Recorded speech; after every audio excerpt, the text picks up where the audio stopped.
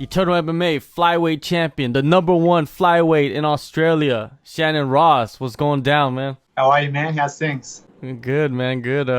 Yeah, it's been a while, man. We haven't talked in like a year. It flew by so fast. Yeah, so the year went pretty quick. It's stuck back around to March. I'm ready to go again.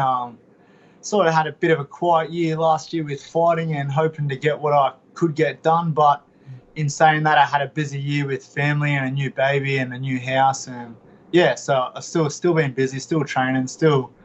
But now it's time to get back in there. The new baby, how's that going? And the new house and lots of things going on in your life outside of fighting. It keeps your mind sharp, right? Oh, 100%. The baby is awesome. Like, obviously, being a parent is one of the best things in the world. Now I've got a little boy and a little girl now, so it's pretty surreal to see the differences in the two of them. Yeah, work, training. It's good to be able to disengage from each and the other and fully be present in each one when you're there. You said that, you spent some time doing that, but also you're looking for opportunities. Could you go into detail on that? Like what kind of opportunities you were looking for?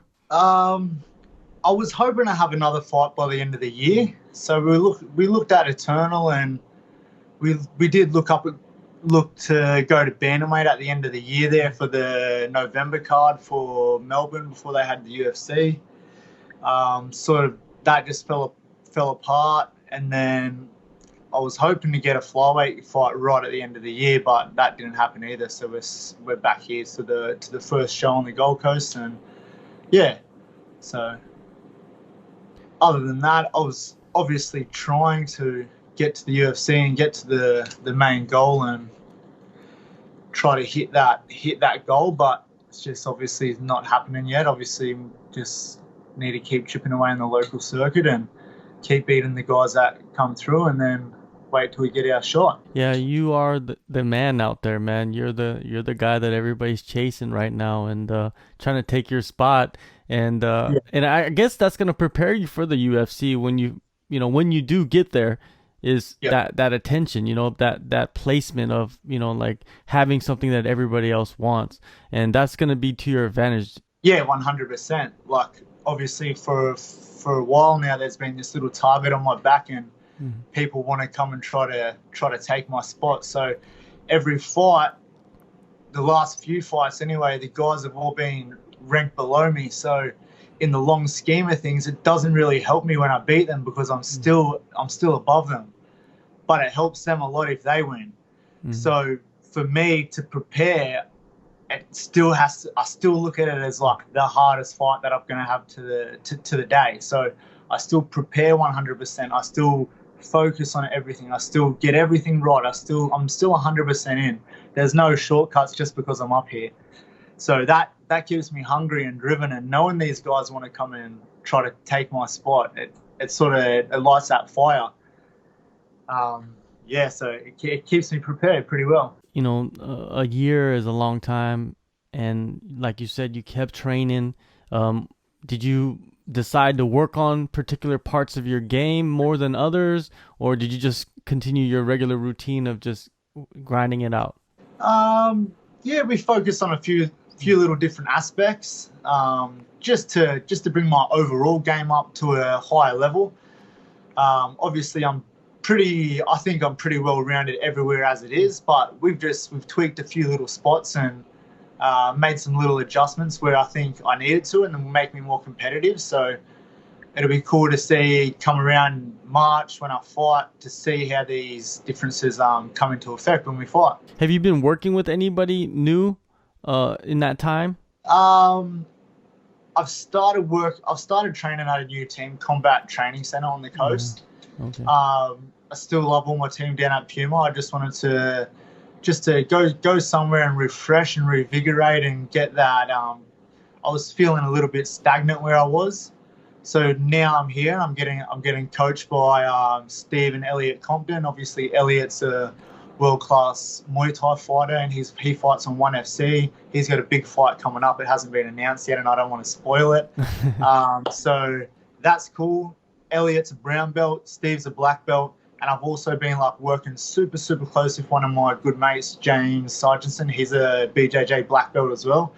So we've been just trying to tweak all these little areas, wrestling, jiu-jitsu, the stand-up, the clinch, and really trying to make a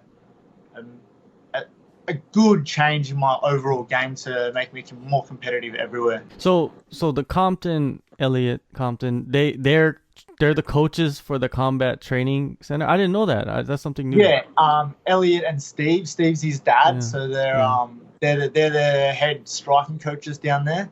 So they come down 3 nights a week, and yeah, we've been putting in a lot of work. So it's going to be cool to see how that showcases on the night much. How long have you known about this fight? Have you known about this fight for a very long time, and you've been in camp for a long time, or did camp not even really matter? It's just like you've been training for so long that you're just ready to go.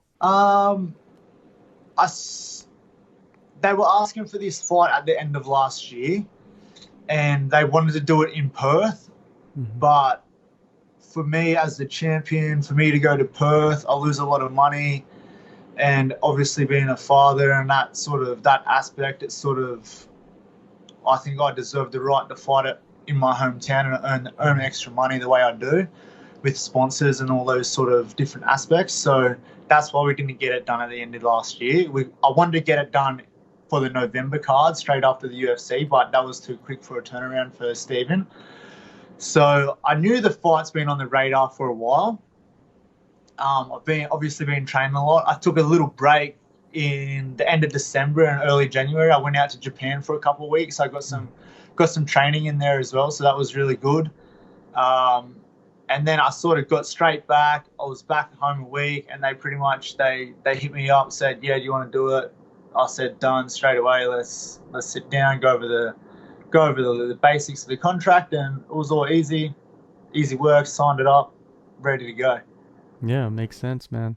Especially that part about, you're in your hometown, and sponsors are a vital aspect of a fighter's career. And yeah, you should get the money, make the most money you can for each fight. Yeah, 100%. There's a big difference in fighting at home and fighting away for me.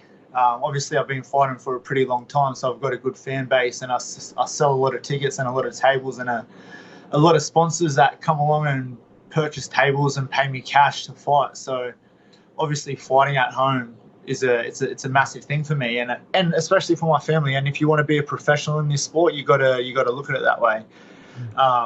For me to go fight over in Perth, it would just be the basic fight Perth, show up, fight, and see you later. So there's a massive difference for me to fight here at home. Yeah, you're dropping some knowledge for the young guys coming up, right? Eventually, when they build a name, they'll figure it out, later on when they do have a following and everything that's going good for them.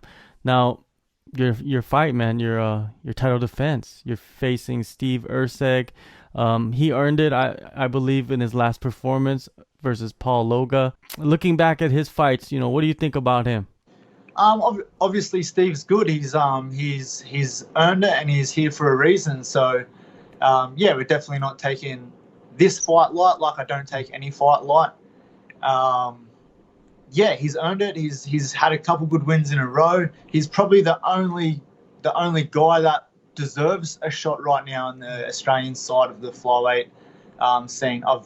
I've cleared out the division, and then it's slowly these guys they're coming up through the ranks. And Steven's put in some work, and he's had some fights, and he's had some good wins. And I guess now it's his time to get his chance, and I'll just go out there and do what I do again and fight my fight and worry about me and how I perform, and I'll get the job done. What do you think, man? What kind of performance are you expecting? Are you expecting something similar to like last time, where you work it and then just get that finish, in the middle rounds? Well, it's a 5-rounder this time. So Eternal have changed it up a little bit to go on the same parameters of UFC and for Fight Pass and those aspects of the game. So they've changed it up to a 5-rounder. So yeah, I don't know.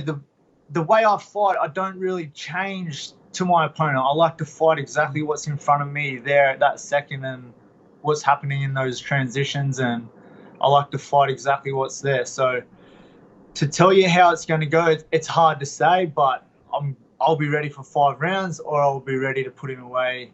However I need to. If there's an opportunity there, I'll take it. I'll put him away. If we need to trade combinations for 5 rounds and high pace and back and forth, we can do that as well. So, Do you like that aspect that they changed it to 5 rounds, or do you like the 3 round championship fights?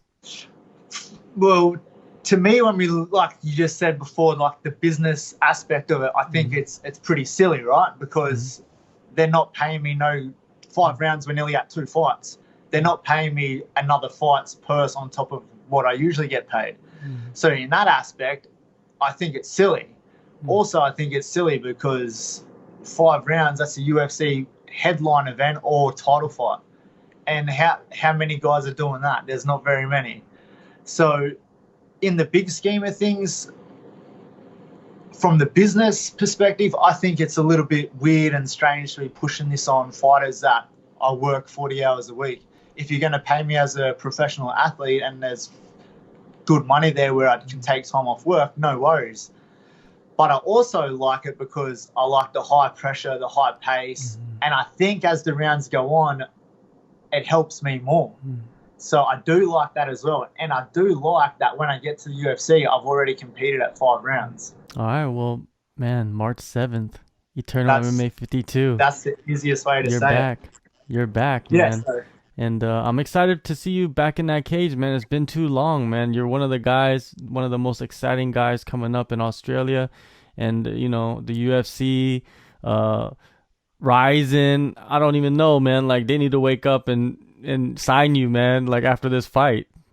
I was just in Japan for the New Year's Eve Risen card, and I one of the combat guys, Jake Honeybear, he fought on there, and I went there, seen the show. It was awesome. So obviously the UFC is my goal. That has been my goal since I started fighting, and I started watching fighting. So that is where I want to go, and no doubt about it. If I need to get some international fights and wins under my belt before they take me, I'd love to go fight in Japan and on Risen, because that's an epic show.